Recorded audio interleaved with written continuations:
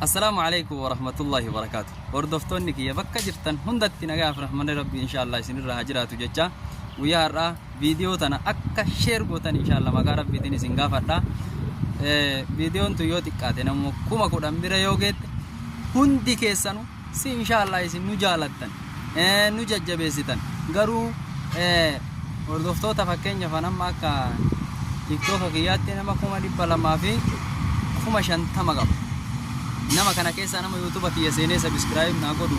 nama kuma takka bichaar gadde laata ma namnummaan kuma kudhanii yoo seentanii subscribe gootan min chigiraallo ma yoo makiina bitadhe bakka min chigiraallo makiina na bita tin deema dhugaa rabbi jechuudha wallahi qoosa fi miti hundi keessanu yoo dhugama maasha Allah keessan Allahu akbarin keessan jabaadhu goota koo qaalii koo jechuun keessan sun nu jajjabeessuu ta'e dhaqaati maasha Allah fi Allah akbari bichaan jedhina sanillee majedhaan isina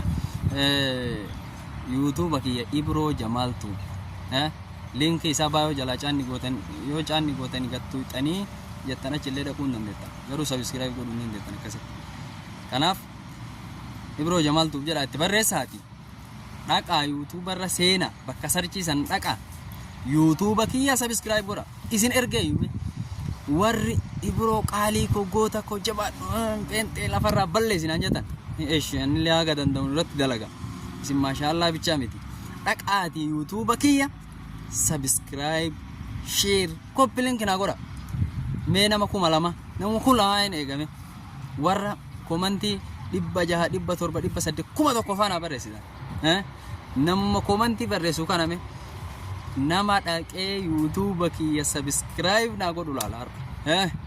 ayye isin eega galgalana yookiin kuma kudhan galchitan hordoftoonni kiyya nama hedduu yaa rabbi naayif